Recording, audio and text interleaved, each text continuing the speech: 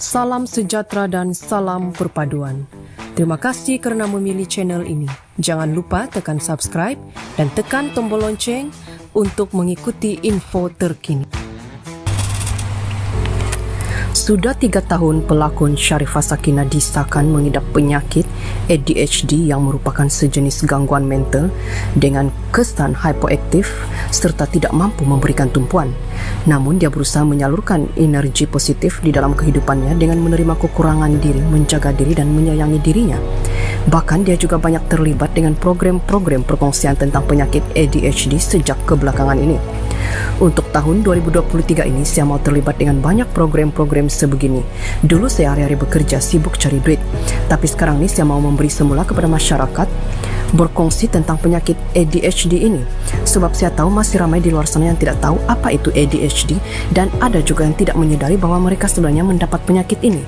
Untuk orang yang ada ADHD, mereka tidak menjalani kehidupan seperti orang biasa. Orang biasa hanya bangun pagi dan terus boleh pergi kerja. Tetapi bagi pesakit ADHD, macam-macam mereka kena buat dulu sebelum mereka betul-betul boleh keluar bekerja. Misalnya berzikir dahulu dan sebagainya. Macam saya sendiri, saya kena bangun jam 5 pagi semata-mata nak menjalani kehidupan harian seperti biasa.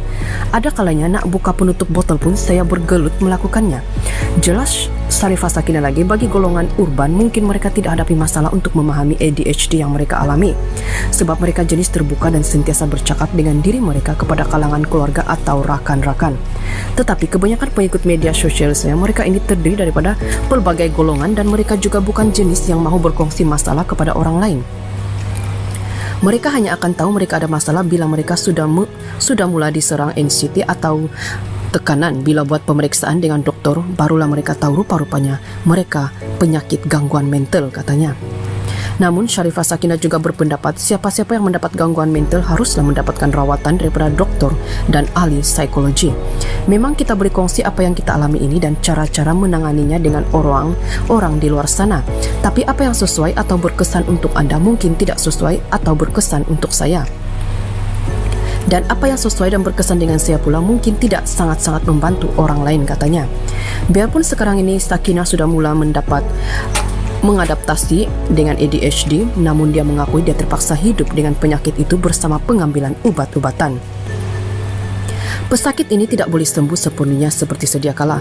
Kita seperti orang yang lahir tempang, cuma ia tidak nampak pada pandangan mata.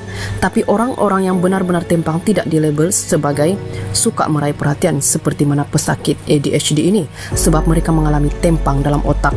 Mujurlah saya tidak punya masalah dalam kerja kerana saya suka berlakon, tapi ia telah memberikan kesan kepada hubungan rumah tangga saya.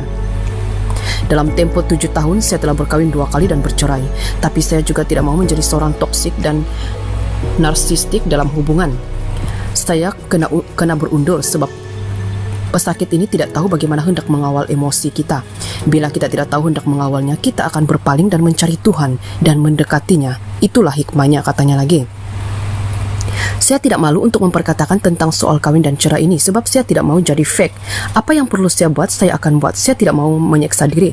Perkara yang paling penting adalah bagaimana kita menerima diri dan menjaga diri. Saya terima saya punya masalah. Saya harus menyayangi diri saya. Ia memerlukan keberanian untuk saya melakukan dan bersikap terbuka, katanya lagi.